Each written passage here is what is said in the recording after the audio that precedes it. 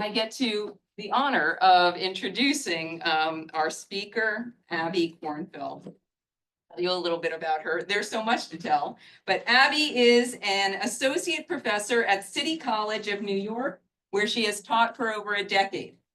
At CUNY, at City, she has racked up numerous teaching awards, and I'm not surprised about that because her research is so engaging. She knows how to meet people where they are and to make familiar and accessible ritual formulas and iconographies that might be puzzling to modern audiences at first glance.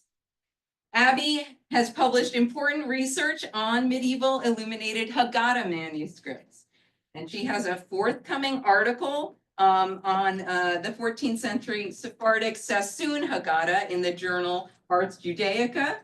She is at work on a monograph on medieval illuminated Haggadot.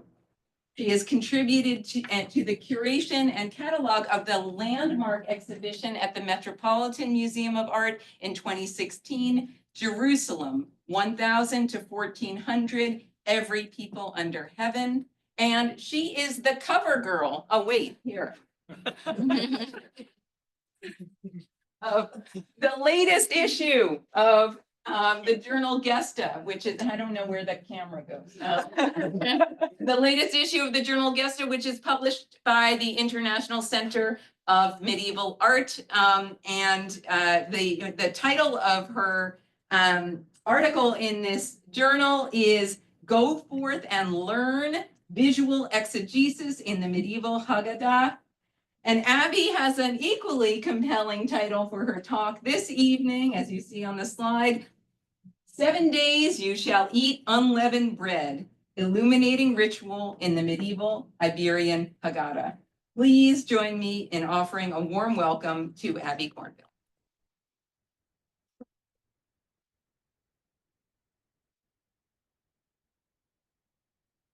Thank you so much, Nina, for that overly kind introduction, complete with props. And to the Center for Jewish Studies for inviting me here to speak to you. And I really cannot thank you all for coming on the first rainy day in months when the semester is thankfully finally coming to a close. And I'm sure there were many other things that you might have done with your Thursday night. But I really appreciate you here and at home or wherever you are for tuning in to a little Passover in time for Thanksgiving. Yes, the slide. A family sits together in an elegantly appointed room to tell the story of the biblical exodus from Egypt. At the Passover Seder, an immersive ritual set in the comfort of one's home. The table is set with a cloth, precious vessels for wine, and 3 open codices, Haggadah manuscripts, which are right here, if you can see my cursor, to guide the evening's proceedings. A covered basket containing symbolic foods rests curiously on a young boy's head. The Haggadah choreographs ritual and conversation, supplying an apparatus of biblical texts, rabbinic commentaries, ritual, and song. Fixed elements are balanced by discursive spontaneity. The Seder is fundamentally collaborative. Its success depends on the participation of everyone present, even the youngest participants. Children, who are featured prominently in this illumination, are encouraged to interrupt with questions like, why are you putting a basket of food on my head? When can we finally eat? What's happening in this picture? And definitely, why are we talking about Passover when it's almost Thanksgiving? These simple questions form the seed out of which my talk this evening grows, though I cannot answer the question about Thanksgiving Passover. The illuminated Haggadah was never intended to serve the function of history. It's an object created to structure the performance of a Seder. It was used at a crowded table in close proximity to food and wine. It's stained parchment, and you can see up here and here, serve as indices of Seder's past. whatever its images are doing, and over the course of this evening, we shall see that they were constructed to do many, many things. They were all made for this purpose. The Haggadah is a meta-narrative, an intertextual, multivocal ritual guide to the Seder. Moses, the protagonist of the Exodus story, is never mentioned. The miraculous delivery of the Israelites through a split sea only appears in song, not in storytelling. Instead, much of the Haggadah is occupied with tales of ancient sages discussing how to best commemorate the Exodus. In one story, several rabbis debate whether it's sufficient to remember the biblical story only every day of one's life and not by night as well. Another group of rabbis becomes so engrossed in conversation about the laws of Passover that they needed to be told it was morning. Absent from the Haggadah is the drama of the Exodus story. Many Iberian Haggadahs supplement its text with a prefatory image cycle depicting the biblical narrative. The Kaufman Haggadah, which is on the screen now, opens with a prefatory cycle depicting the story from its beginning to its end. And the story begins here with the Israelites shown as slaves, and then Moses at the burning bush, where he receives the message from God that he should go and sort of set forth the chain of events that include many plagues, pictured here, and then continuing through. These are frogs, beasts, all the way till the final plague, the death of the firstborn sons of Egypt, at which point Pharaoh here, who is aroused from slumber and not even, this one's only wearing one stocking and a shoe and not the other because they're so frantically going to Moses and Aaron, who are sleeping side by side in bed, and say famously as the song goes, or no, not Moses said, "Let my people go," and Pharaoh finally says, at this point, "Okay, go." And so then they do out the bottom, and they wander until the Pharaoh changes his mind. The army comes after him, and it is with a miracle of a split sea that the Israelites go from slavery to freedom, which is then celebrated in song at the edge of the sea. The final diptych of the prefatory cycle, and that's what we're looking at here, pairs an image of the Israelites rejoicing after crossing the sea with an image of the ritualized celebration of the Seder. On the right, a group of women dance and play music as men raise their hands in thanksgiving. Opposite them, a Passover feast is prepared. A lamb roasts on a spit. It's over here, it might be hard to see. Dishes are boiled and wine is mixed. To the left, a family has gathered at the table to perform the Seder. The juxtaposition of these miniatures suggests that the jubilant biblical exaltation on the seashore continues perennially at the commemorative festive meal. Ritual functions as the framework through which Seder participants relive the Exodus from Egypt. And I actually just want to take a moment to pause to say that the head of the household here at the Seder table is dressed identically to Moses, pictured here, the same exact outfit to show that he can, and if he could maybe see himself as Moses, or at least there, he can see himself there. He too was redeemed, and he will be once again through the ritual feast of the night. The Seder, a highly ritualized banquet, serves as a vehicle through which the story of Exodus is affirmed and the Jewish future is ensured. What makes the Seder so powerful is that it's experiential. Sensory experiences are endowed with symbolic meaning.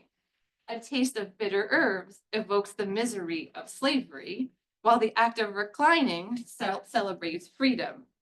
The matzah, unleavened bread, is eaten in memory of the Israelites leaving Egypt so abruptly that they had no time to let their dough rise. Roast lamb symbolizes both God passing over the Israelites' homes to strike down the firstborn sons of Egypt and the subsequent Passover commemorations at the temple. The Seder provides a synesthetic, multisensory experience. To participate in the Seder is to taste, recognize, and recommit to Judaism's paradigmatic stories and beliefs. If the Seder's ritual is so important and symbol-laden, then I contend that images of ritual performance must be as well.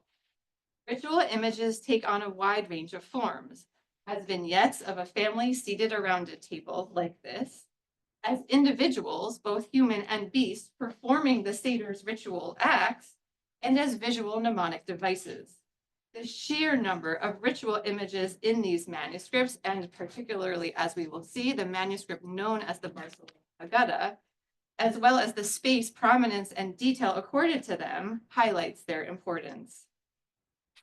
Thus, over the course of this evening, I will explore ritual images in 3 late 14th century Iberian manuscripts, known respectively as the Barcelona, Sassoon, and Kaufman Haggadahs. These manuscripts stand out for their prominent emphasis on orthopraxy. I will begin by demonstrating the ways in which these images set the stage for the Seder by depicting the gathering itself.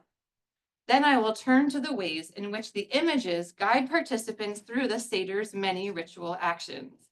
They mediate the experience of the Seder, providing visual reference, memory cues, and instructions. Practically, this ensures that each step is performed correctly and that the embodied remembrance of the Exodus is fulfilled. Finally, I will discuss moments when the illuminated ritual deviates from the written instruction. Rather than dismissing them as errors or misunderstandings, I approach these moments of conflict as intentional and generative. I argue that they serve as inflection points for conversation, engaging all participants in the night's proceedings, even those unable to read. In so doing, over the course of this evening, I will gauge the ways in which the program of illumination facilitates the Seder's ritual and its central educational mandate. Ultimately, renderings of figures, human and beast alike, performing rituals illuminate their belief, their devotion to God in perpetuity. The Haggadah opens in Aramaic. They come home from the prayer gathering, rinse a cup, pour wine, and on a weekday recite the following blessing. In the Barcelona Haggadah, this text is inhabited by a family sitting shoulder to shoulder along one side of an elegantly dressed table. The head of the household is seated at the center, flanked by his sons. His prominence is emphasized by the textile hanging behind him and the tablecloth in front of him. And you can see how the pattern on the tablecloth neatly aligns with his position. On the right, a man with a long beard sits on a wooden chair and holds up a large golden goblet for everyone to see. Opposite him, another figure pours wine from a decanter. They're framed, contained, surrounded by the text, the ritual instruction. While this image may look like a snapshot of the medieval past, and this is often how it's discussed, it is in fact a sign that pretends not to be a sign, masquerading, or for the believer, actually achieving natural immediacy and presence. Its artifice is signaled by the trumpeters, 2 of whom are nude except for the bonnet on their heads, and 2 of them are hybrid, heralding the start of the Seder. Their golden horns on each corner draw the eye in toward the Seder table, toward the 4 wine goblets spread across the table. 1, 2, 3, 4. They underscore the significance of the number 4 in the night's proceedings: 4 trumpets, 4 cups of wine, 4 questions, 4 sons. This image, and the many others like it, serve many functions at once. It sets the stage for the Seder by giving life to the ritual instruction, the image is doing exactly what the text says to do, and it appeals for participatory engagement. It functions as a model, not a record of ritual behavior, by showing participants what to do. The Seder itself is designed to be didactic, so too its imagery. At the same time, it constructs the social standing of its owner. The textiles, golden vessels, and expensive costumes are each indices of wealth.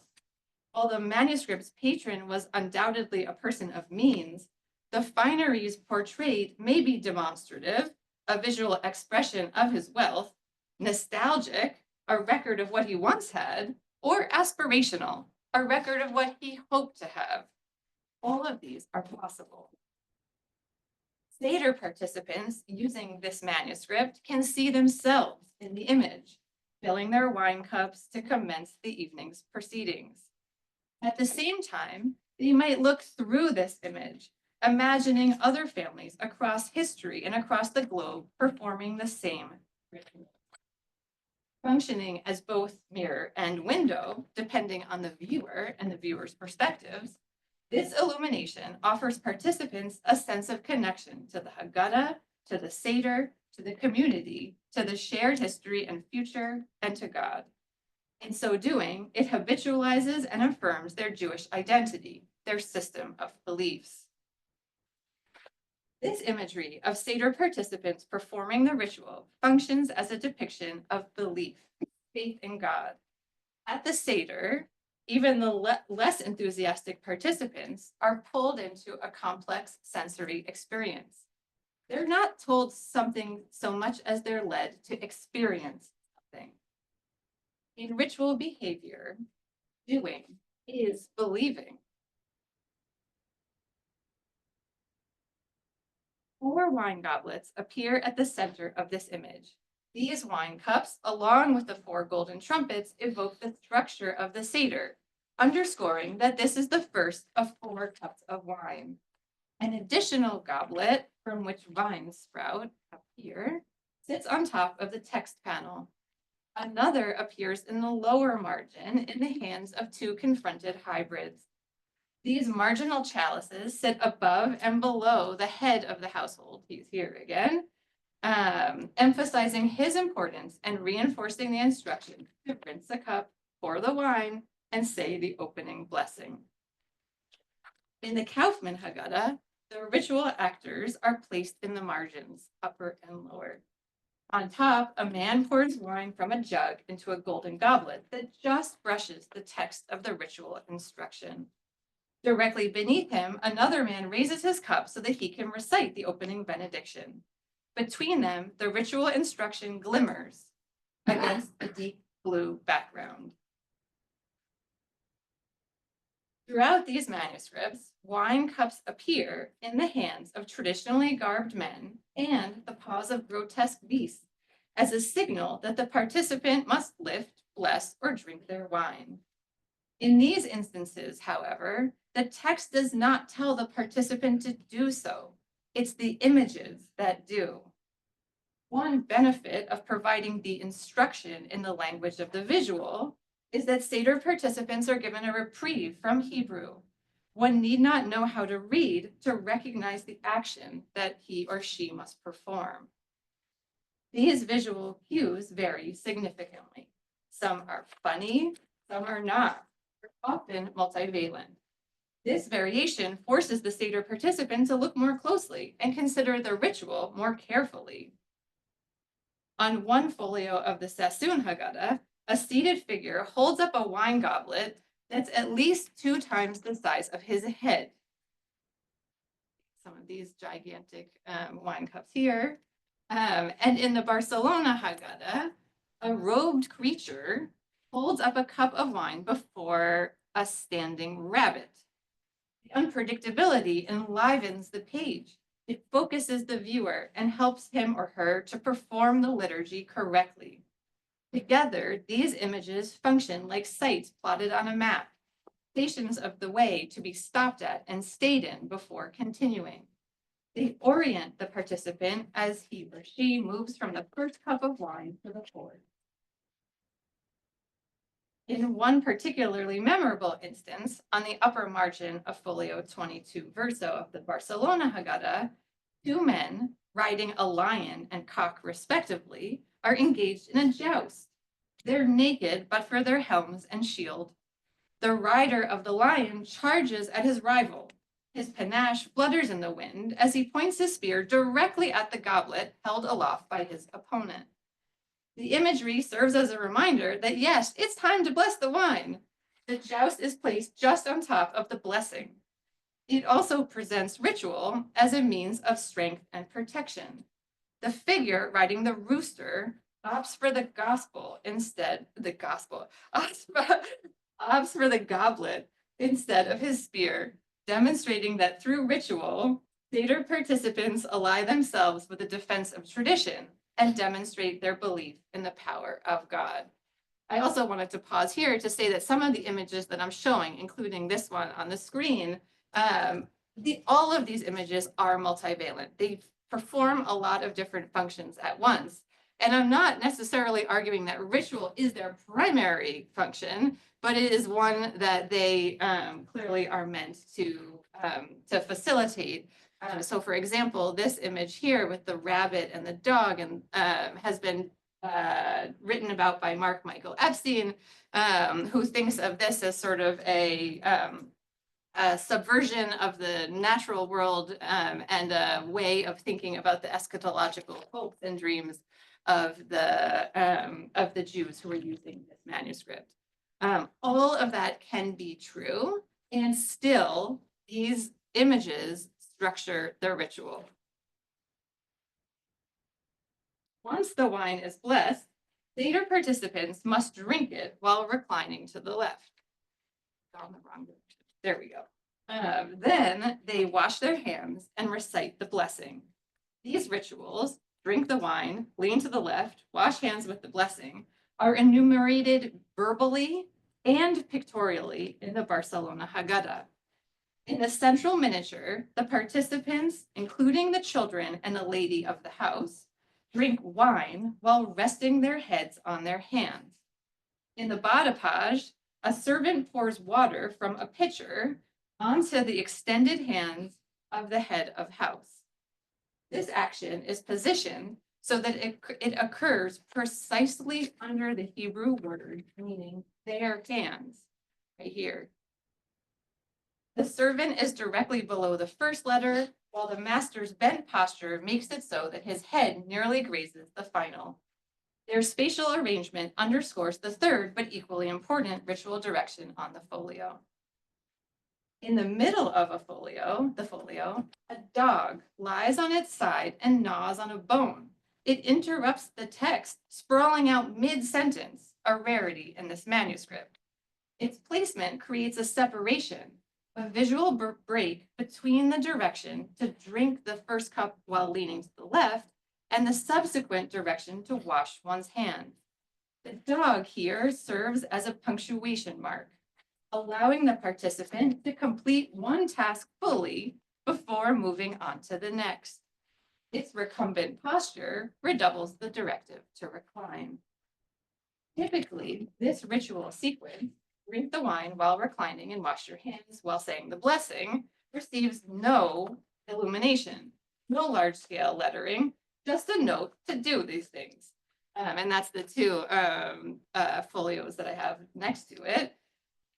And here I have actually put boxes myself that actually underscore where the directions come in the Brother Haggadah. These unadorned texts underscore the deliberate emphasis on the ritual direction in the Barcelona Haggadah. On its next folio, the Barcelona Haggadah presents a family seated frontally at a table performing the subsequent ritual. It is the only extant Iberian manuscript to depict this ritual, the breaking and hiding of a matzah. On the left, a bearded man in bright blue robe lifts a matzah roundel, labeled as such in semi-cursive script to avoid any confusion, out of the uncovered Seder basket, which is placed on a small wooden stool. He grabs the matzah with both hands, seemingly ready to break it in half, as indicated by the ritual instruction below. He does this with the full attention of the boy sitting beside him, while the adjacent girl turns and looks away. She gazes at the young woman, at the young man at the opposite end of the table. The colors of their outfits are coordinated to emphasize their connection, who stashes a broken piece of matzah under the white tablecloth. As he does this, the child next to him reaches out and grabs hold of his arm. Their eyes meet. Their interaction accentuates the bundle on his lap and highlights its presence for the viewer. It also underscores the role of children at the Seder. The boy intervenes, maybe to interrupt, reaching out, grabbing his arm with questions until he grasps the meaning of ritual. Like the matzah, the image of the repast is divided in half by the long descender of the letter kuf. The man in blue, who looks to be the head of the household, is afforded more space than the younger man opposite him. He sits on a wooden cathedra trimmed in gold. By contrast, the younger man sits on a bench. Because Hebrew is read from right to left, it's counterintuitive that the first action, lift and break the matzah, would be shown on the left, while the ensuing action, hide the broken piece, appears on the right. By reversing the appearance of these actions, more prominence is given to the ritual of the hiding of the matzah, a ritual which was not and is still not universal. The marginalia further accentuates the act of concealing the matzah. Just behind the young man, a dog scratches at the text panel. Above it, a nude rider stabs the Seder participant in the back of his head, no less, with a lance, transgressing the frame of the miniature. The two are coordinated. The young man's dress matches the rider's shield and his panache. Together, they stress the importance of the ritual action. The man hiding the matzah is being attacked from all sides. He's grabbed by the child on his right, gored by the rider of the cockerel, and scratched by the dog. Each of these curiosities facilitate memory. It's easier to remember something strange and particularly something violent. This imagery facilitates the propriety of the ritual.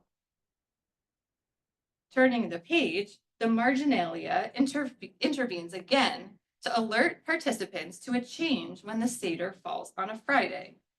Standing on top of the instruction is a human-headed hybrid who offers his eye to the large bird perched in the corner. Look out, right over here. Look out, the marginalia shouts, pay attention. Oho, eye, also serves as the interjection, ojo, be careful, keep an eye on it. Even just pointing at one's eye with an index finger communicates that one should exercise caution. In addition, several other elements of the illumination heighten this drama. Two bearded men cross their arms as they point at the extender of the lamed, which has shattered the text panel and morphed into a tree. An ape stops to look back at the text as a dog sniffs its head, and a peacock displays his plumage, oblivious to the archer below. Rather than relying on the participant to notice the ritual instruction, the illumination adds curiosity and danger as a means of capturing his attention. That the foreboding imagery is more prominent than the man actually holding the cup over here, fulfilling the ritual action, only serves to reinforce this point. The imagery accompanying the ritual variant for a Saturday is even more explicit in the Sassoon Haggadah. At the right, a man sits and sips his oversized wine goblet. It's so big he needs both hands to lift it. Across from him, a creature has broken into the word panel, penetrating its bottom, left, and upper edges. It wields a poleaxe and a striped shield. Its long curved beak is open as if to scream at the Seder participants. Pay attention and remember, Yaknahaz, the mnemonic device for the order of the opening blessings should the Seder fall on a Saturday night, which is what it says right here. The threat of violence alerts participants to the necessary change in the Seder's order.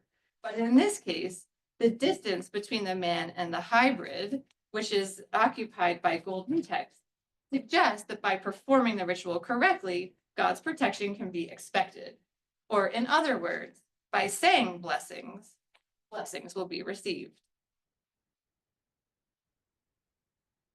Ritual imagery was so vital that when folio 33 verso of the Sassoon Haggadah was repainted at a later date in a distinctly Italianate style, the new image featured a man and boy wielding huge golden wine vessels to remind Seder participants to lift their cup as they recite this passage.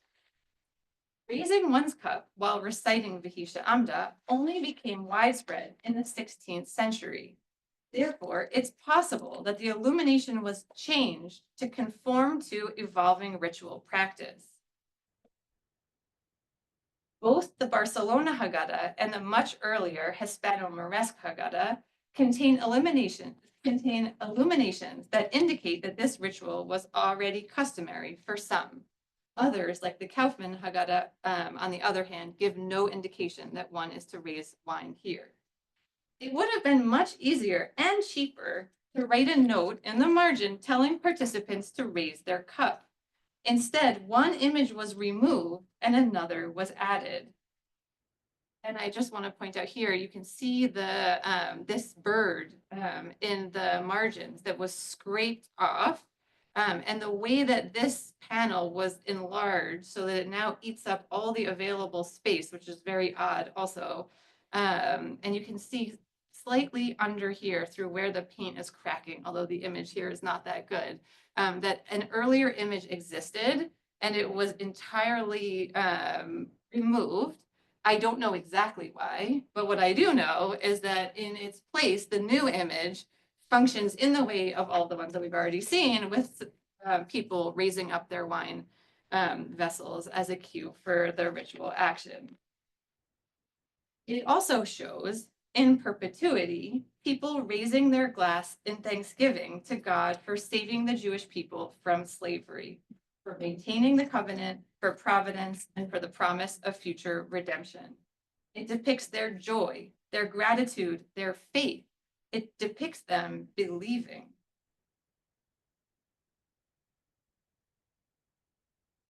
The formal recitation of the Exodus narrative begins with a declaration of the matzah's symbolism. Behold, the bread of poverty that our ancestors ate in the land of Egypt. In this utterance, matzah becomes the bread of poverty and the bread of bondage eaten by the Israelites in the land of Egypt. The phrasing connects the past, the story, to the present, the meal. In the Sassoon Haggadah, its opening word, ha, which is the demonstrative pronoun best translated as behold, is constructed from zoomorphic and anthropomorphic letters. Both letters bear teeth as they're devoured and punctured by a pair of winged beasts. The king, at the culmination of the letter aleph, loses an eye to the ravenous creature. Flanking the initial word are two elegantly attired men, each holding a roundel of unleavened bread. They present the matzah for all to see. The man on the left stands on the upturned snout of a gray hybrid. It too wears a green robe with a fur collar and red sleeves. Instead of matzah, it holds a matula of urine to its mouth.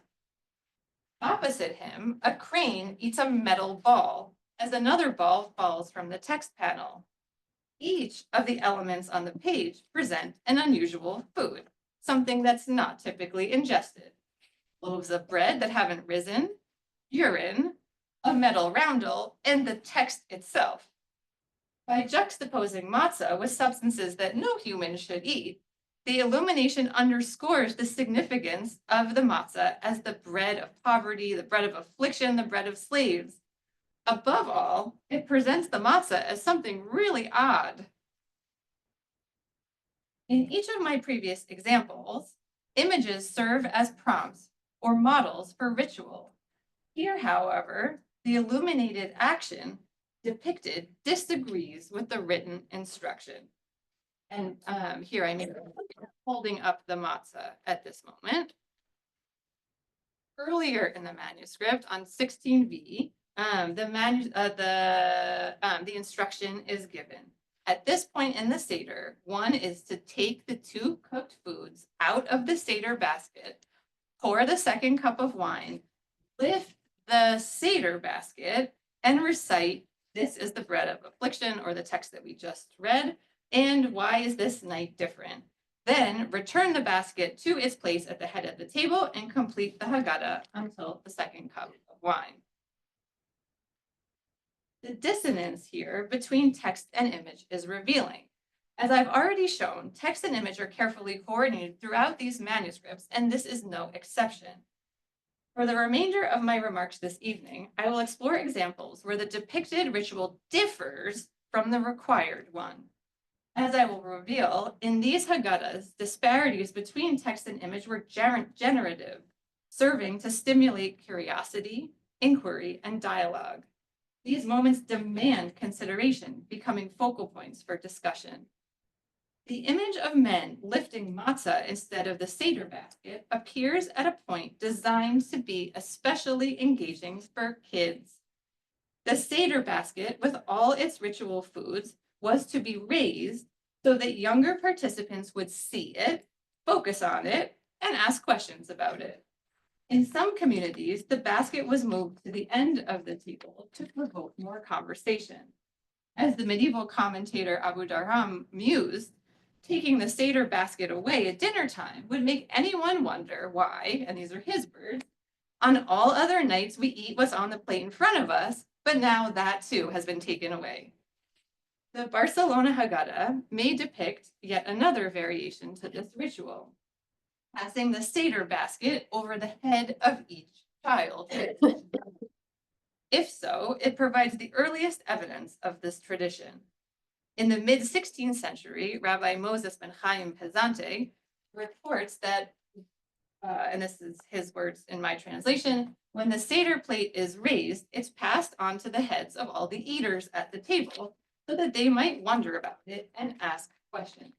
And everything that can be done to make them astonished should be done." For Pesante, this added step, tapping the heads of the participants, was done for dramatic effect. It would astound them, inspiring discussion. All of these rituals, from removing the Seder basket to lifting it to tapping children on the head, were done for the same reason. On Passover, one must stimulate the curiosity of the children such that they ask questions. Youth are essential at the Seder. 4 times the Bible commands Jews to instruct one's children about the miracle of Passover. This emphasis was understood to mean that everything and anything that could be done to hold the attention of children, even those, and maybe especially those who seem uninterested, should be done. The Tosefta, the 2nd century law code, described a practice of snatching matzah from one another in order to keep the kids awake. The Talmud, meanwhile, advocated distributing sweets to maintain the focus of the youngest participants.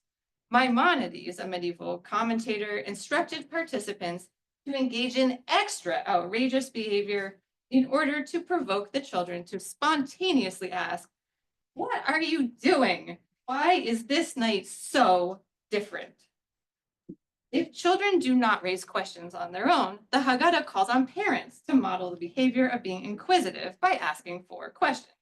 First, why do we eat matzah? Second, why do we eat bitter herbs? Third, why do we dip foods twice? And fourth, why do we recline while eating? Each question highlights a unique aspect of the Seder. In the Sassoon Haggadah, the 4 questions are illuminated by 4 men.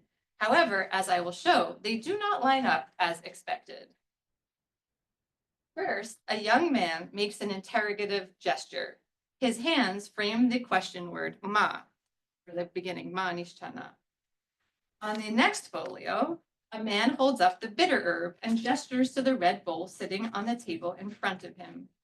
He stresses the rule of eating bitter herbs at the Seder, which is question 2. Opposite him, a man in a blue tabard dips the spring vegetable into his red bowl. Together, these 2 combine to accentuate the consumption of, Together, they combine to accentuate the consumption of symbolic foods in peculiar combinations, not once, but twice at the Seder, which is question 3. Across the opening, a final figure reclines on his elbow and on 2 square cushions. Missing from this ensemble is a figure holding the matzah, the first of the curious foods that one should ask about. Perhaps the men lifting matzah should be seen as part of this figural group, depicting the Seder's 4 idiosyncratic behaviors. Spatially, they appear on the preceding folio, and as I noted above, the action depicted, presenting the matzah, does not match with the required task, lift the Seder basket. Asking children to discover what's wrong with the picture, or what's missing, or who's missing from the group of figures, serves as an important didactic tool. In the context of the Seder, all questions are good questions, particularly those that arise organically. By focusing their attention on the imagery, the potential for discussion is expanded, which in turn serves to ensure that the pedagogical goal of the Seder is fulfilled appropriately. Moreover, the reclining figure here, illuminating the 4th question, also deviates from the mandated ritual. Seder participants are instructed to recline to the left, but the figure clearly leans on his right elbow. Perhaps this figure should be seen as a mirror. A Seder participant imitating his action would lean left as directed. In the Barcelona Haggadah, however, some participants lean to the left while others lean to the right. And in the Kaufman Haggadah, 4 figures stand up as they drink their wine. And I also want to point out they're actually standing on the word that means recline. Differences between verbal and visual modes of representation create a productive tension that can be exploited to brilliant effect. The Mishnah requires that all participants recline during the Seder. However, it does not specify whether one should lean left, right, forward, backward, or on a pillow. This practice was adopted from Hellenistic symposia, during which free people would lounge on couches while enjoying a feast.